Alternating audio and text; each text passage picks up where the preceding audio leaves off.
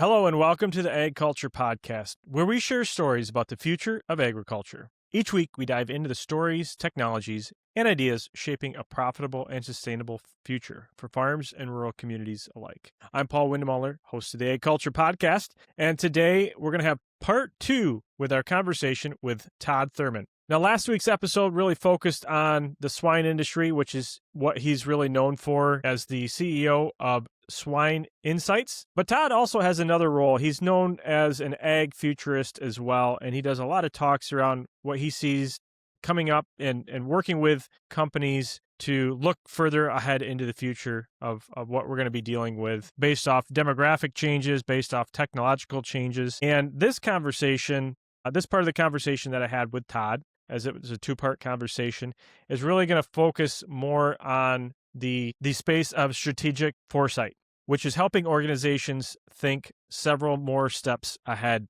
in an environment that's getting more complex, more automated, and more data-driven. We're going to talk about where technology is actually delivering value today and how AI can strengthen human decision-making rather than replacing it, and why the next decade of livestock production will reward operators who can think long-term in a short-term world. Now, if you're involved in any sort of livestock operation or even any agricultural operation in general, I think this conversation is going to be very relevant for you to listen to. So with that, let's get to our conversation with Todd Thurman.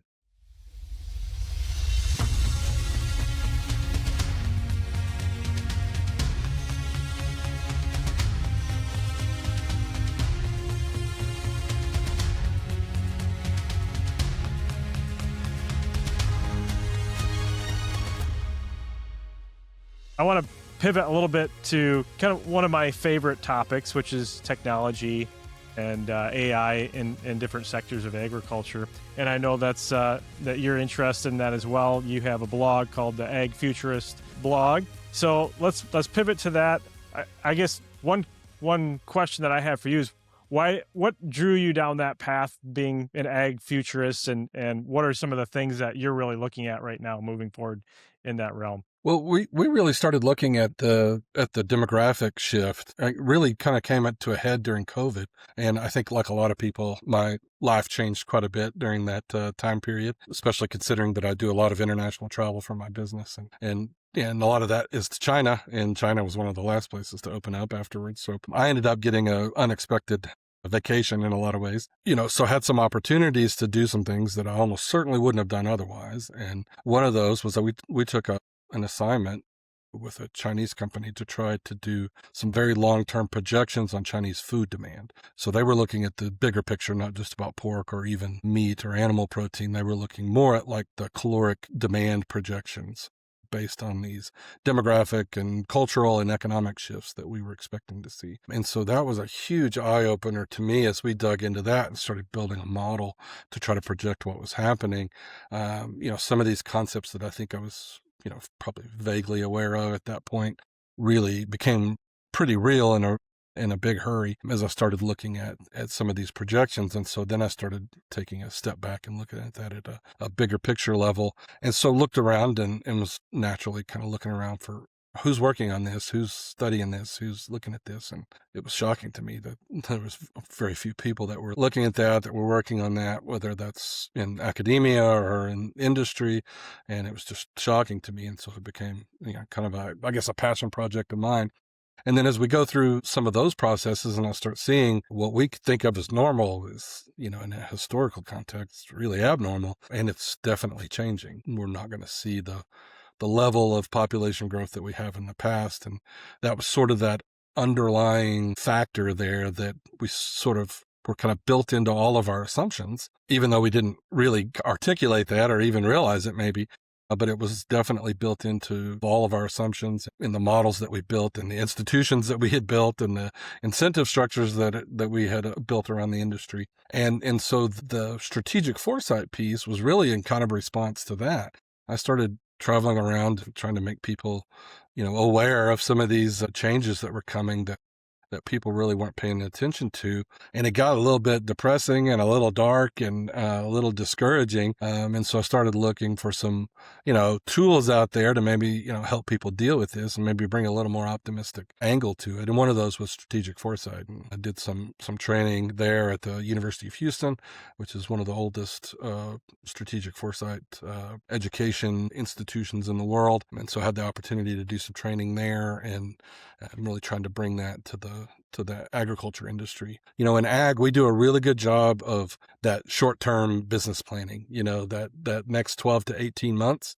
If there's a weather forecast or a futures market for it, we're in on that. We're really good at that. And there's quite a few folks that are pretty good at that sort of mid-range business planning, 2 to 3 years, maybe up to 5 years. But we don't do long-term business planning, very well at all in the agriculture industry. And I think strategic foresight offers a method to do that in a productive way that doesn't require you to, be able to predict what's going to happen in 10 years or 15 years, because, nobody can do that. But strategic foresight offers you a kind of a method or a framework to be able to think about the future in a way that I think is a lot more accessible and a lot more useful as we think about long-term planning and not just how we're going to respond to these changes that are coming our way, but maybe how we can shape things in a way that make those things would be, positive changes for us more likely, and maybe make the more negative outcomes less likely. So it was really kind of a response, I guess, to a topic that I'd become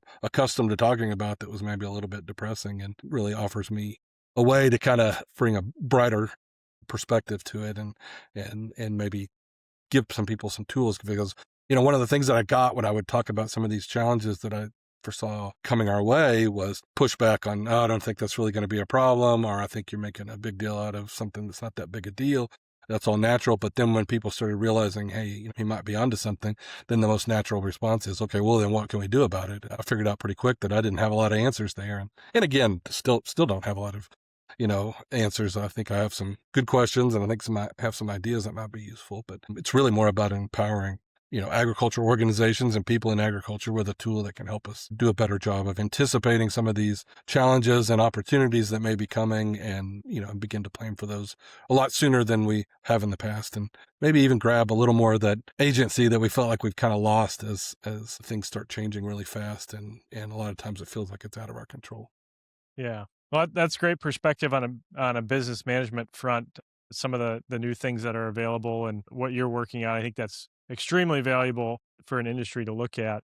What are some of the maybe some of the technologies adopted more specifically operationally on farms that you've seen from a higher level that aren't just pitches at a conference or non-viable commercial technology, but things that are actually moving the needle on farms at a global level? Yeah, so there's a lot of things. I think, again, and this is no news to you, but we're at a sort of an inflection point where a lot of these technologies are sort of kind of making that transition from science fiction to reality. And so I try to stay pretty focused on kind of what can we do now, and what can we do, are we going to be able to do in the very near future, right? To kind of keep it a little more grounded.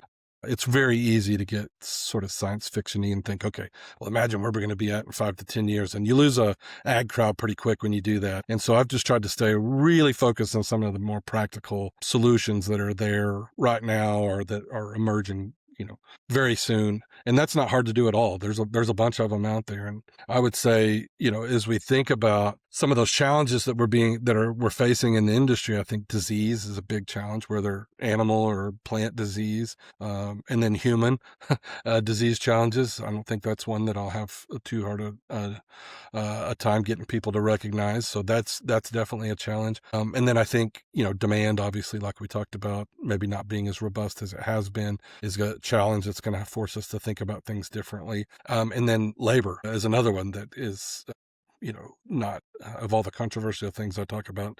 And labor challenges is not one of them. And no matter where I go in the world, that's one of the top 1 or 2 things that clients tell me is their challenge. And again, because of the demographics and some of those issues, it's not going to get better on its own. And so the technologies that I'm most interested in are the ones that are going to help us address these challenges that are the most, urgent, and they're going to be developing over the next few years. And so the two that really jump out to me is from a robotics standpoint is, how can we displace some of this, on-farm labor through automation? And a lot of, I'm not a big proponent of the humanoid robots, and, I'm thinking that's probably, especially in terms of farm applications, is further out than most people think it's going to be. But there is a ton of opportunity for more purpose-built robots in automation, production agriculture, and specifically in pork production.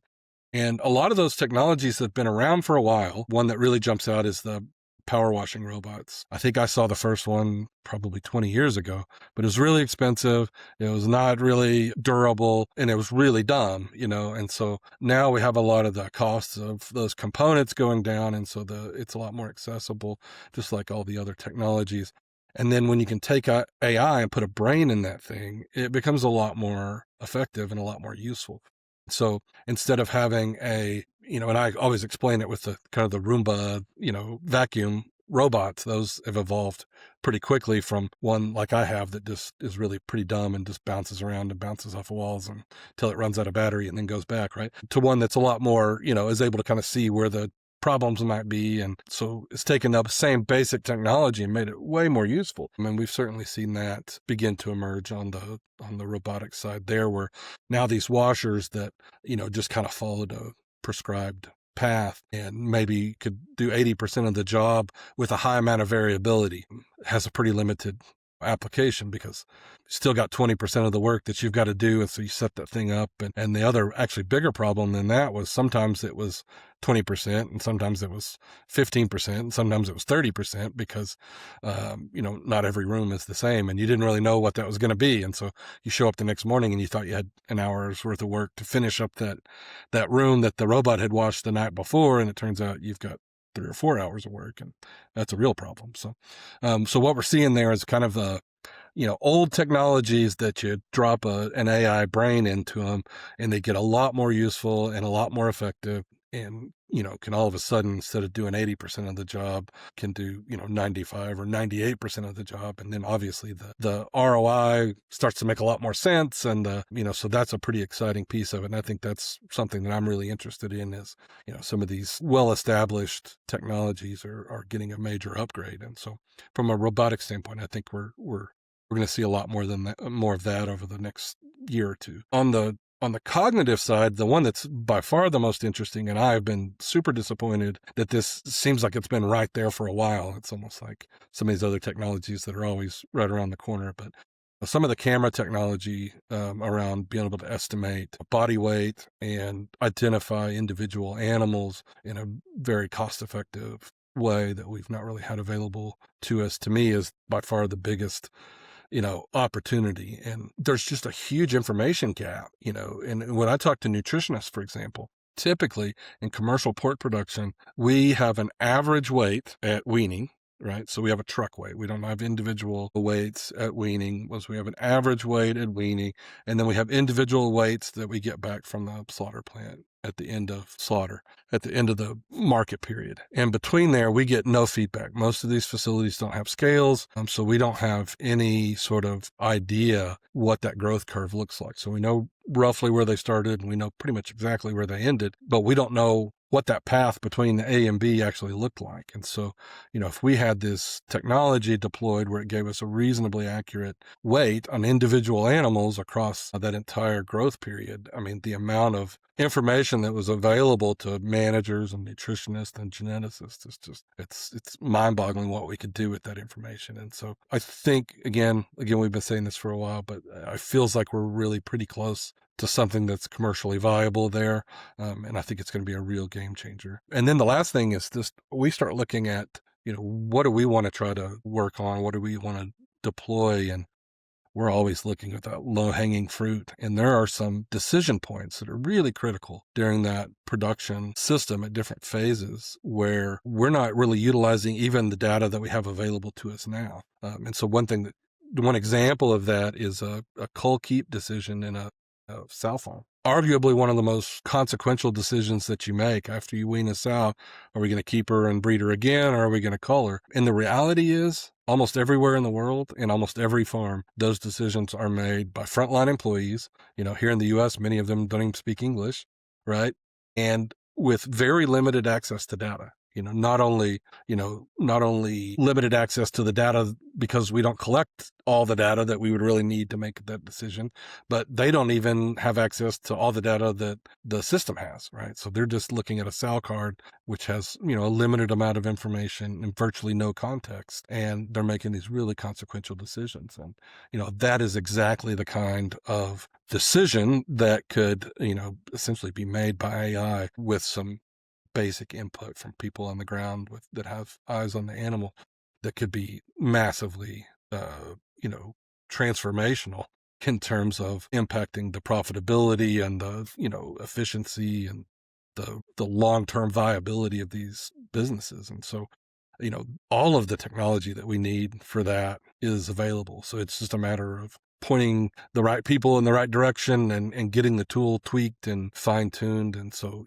there's some huge opportunities. I mean, we tend to think about these really big, big picture things that are going to take a while to develop, but man, there is a ton, being a practical guy, spending, most of my time working with people that work with the animals and, have hands on the animals, man, there's a ton of those little inflection points in the production, process where you could take just a little bit of intelligence that's already available and have a major impact with a minimal amount of investment. So we're pretty excited about some of those opportunities, and I'm sure those exist. In fact, I know they do in other corners of agriculture, and those are the things that get me most excited. I mean, I'm just as bad as the next guy about spending time sitting around imagining what could happen in 25 years. But the reality is there's so much opportunity right now that's just just on our fingertips that we could grab, where we're talking about this could be fully operational in a few months. And that's super exciting. Since I first started, I mean, I remember my first week on the job back in 1999. I remember somebody told me we're really good at creating large amounts of data and really bad at utilizing it. And that was 25 years ago, and it's still true today. And so, that's just one of those areas where I'm like, man, we have an opportunity to mine all this data that we've been creating and add to it, in a way that we couldn't even have imagined just a few years ago. So super exciting. Yeah, and one of the things that I really see as the bottleneck to that is a lot of these systems that have been developed. I see it all the time in the dairy industry. That system was developed for one specific reason or task or insight, and it's never been able to be merged with other insights or other data sets that are created on the farm. And that one bottleneck right there has completely halted the power of all of this data collectively coming together. And I think that's exactly what you're talking about there. You're seeing that in the hog industry, just like we see it in the dairy industry. Yeah. So, where in the past, to resolve some of those issues, you needed, compliant partners that were willing to give you an API or whatever you needed to kind of connect these silos. And now we're seeing an opportunity here to, make those connections in a much easier way that doesn't require all of this institutional engagement in order to make it happen. And so that's really exciting. And I think in a lot of ways, we've gone from managing individual animals in the past to managing populations of animals. That's definitely been a powerful transition where we start, kind of thinking about this as a system instead of just a collection of individual animals. But in a lot of ways, we've kind of gone too far that direction, and we've kind of lost that individual variation. And now we manage, and I talk about it all the time, we manage to the averages, right? And the reality is these animals aren't average, and there's actually a lot of variation there. And so, this kind of gives us an opportunity to preserve that population level approach, which, was not a bad thing at all, but also sort of recapture that individual variation and be able to say, okay, well, we're going to manage this as a system, right? So we're going to try to make interventions that have, the most optimal benefit to the system as a whole, but we're able to do that while recognizing the amount of variation here. An easy example there that would be super familiar to anybody in the pork industry, probably has a corollary in others, would be, we've done a really good job, like I mentioned earlier, of increasing that litter size. But as we think about those additional pigs, we think about that in such a simplistic way that we sort of intuitively know is not true, but we don't have a mechanism for avoiding it. And that is that we sort of assume that that 16th pig was just as valuable as that 10th pig, right? And so if we have an average profit per pig of whatever, $8 a head, that if we can go from 15 pigs to 16 pigs, we made another $8. Well, if you just sit back and spend 5 minutes, you realize that that's not the case, right? That extra pig is worth, something less than average. How much less than average? Don't really know for sure, right? Don't have a lot of good data on that. But again, going back to that ability to track these animals throughout their lifespan with some, really basic but, useful data would give us a lot better understanding of, what is that pig worth? Because, we know those pigs are overrepresented at the end of the group when we need to empty this building out, and we've got these pigs that were slow growing or not quite there. We're going to have to get a discount when we send them off to market. We know that they're overrepresented there, but our systems don't really allow us to think about it in that way. And so we're treating every one of these pigs as if they're average, which is probably fine for the middle 20%, but it's not great at all for the top 40% or the bottom 40%. Right.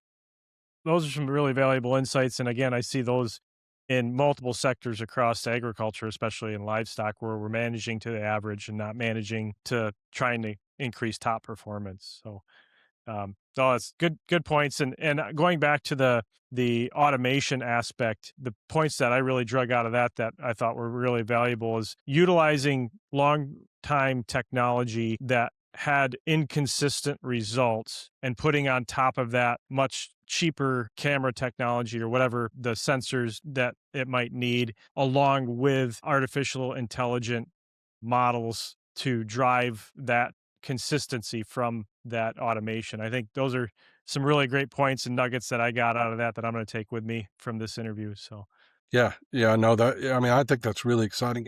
Everything I described there is theoretically possible with existing technology that was available 15, 20 years ago. RFID tags would have allowed you to do that, but putting an RFID tag in every single pig's ear in a commercial production system and having the scales and the ability to read the tag and all that information, was just cost prohibitive outside of specialized applications, whether that's research or genetics or, something like that, but being able to take that basic capability and spreading it out, affordably over, just general production systems. All of a sudden you go from, 6-figure type capital investment to, hey, a couple of pretty cheap cameras and, an open source AI model that can help you digest the data. I mean, that's a world of difference there. So again, it's not really necessarily completely new technology. It's just a lot more accessible, efficient, affordable way of doing it than what we've had access to in the past. Yeah.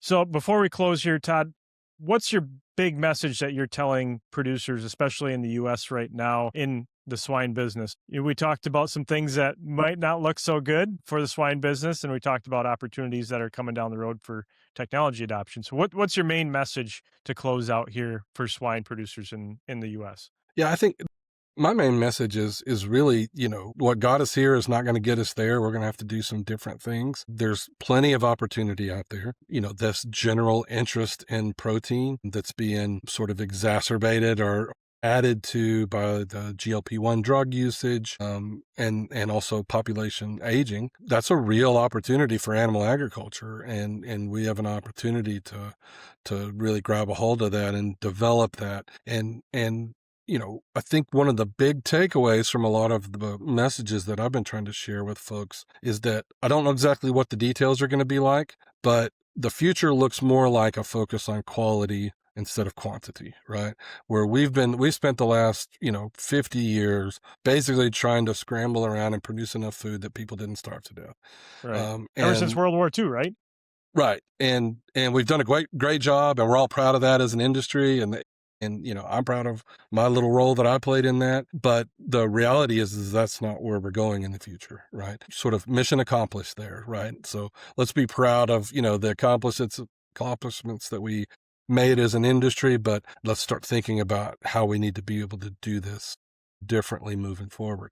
And so But that's a really easy thing to say, and it's a general concept, quality over quantity. What does that mean? What does that mean to consumers? What does that mean, to us being able to, improve the profit margin because we're producing a product that's more in demand? All of those things are open questions, all right? And so those are opportunities, but it's going to require us to think about things in a very different way than we have in the past. And so the sooner that we make that transition, the easier that transition is going to be, the less painful that transition is going to be. And we're working against human nature in a lot of ways here. I mean, we are not wired for these kinds of problems, right? We're wired for, hey, something's jumping out, behind the bush and might try to kill me, and we're not wired for thinking about, problems that may, come to a head 10 or 15 or 25 years down the road, right? So it requires a really intentional effort on our part to begin to prepare for that. So the good news is it's definitely not all downside. There's plenty of upside potential there, but we need to be thinking about things in a different way. And then we need to be, having a longer time horizon so that we can begin to make these changes. So, the positive news is we've got some opportunities, some pretty significant opportunities. And these are slow moving issues for the most part, right? We have a lot of time, but we don't have an unlimited amount of time. And the earlier we start to work on these problems, the more success we're going to have, the easier that transition is going to be. And it's really exciting that a lot of the tools, it seems like every day you wake up and you got a new tool available to you from a technology standpoint. So I think the best, most positive, message to have for not just the pork industry, but for agriculture in general is that our solutions are moving a lot faster than our problems right now. And so, who knows how long that's going to last? Let's take advantage of it while we can, and try to capture some of that value that formula that's really favorable offers us. So hopefully that's the way I've tried to, kind of, provide more of an optimistic twist to some of the things I talk about. It's genuine and those opportunities are real. And I'm pretty excited about what the future of agriculture looks like. And sometimes people hear me say that and they're kind of, questioning because some of the negative things that I talk about sometimes rather loudly. But obviously, if you're still in agriculture at this point, you're a fundamental optimist. And I'm no different. And I'm pretty excited about what the future of agriculture, is offering us and can't wait to be part of it and hopefully contribute to the future and continue to be part of this, great industry with great people. And it's a noble pursuit. And I'm certainly excited about it and love working in this industry with these great people. So I'm pretty excited about the future and what it has to offer us. Well, that's great to hear. And it's been a great conversation talking to you about the swine industry, something I don't know a lot about. So I really appreciate the insight on that.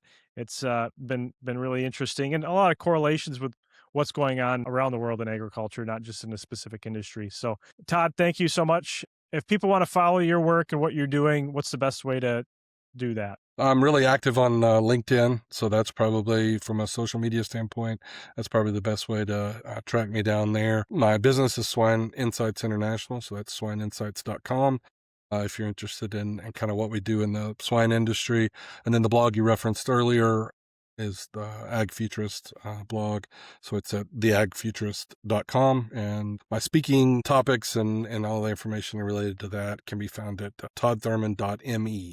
So TODDTHURMAN.me. If you can't find me in one of those three places, I don't know what to tell you.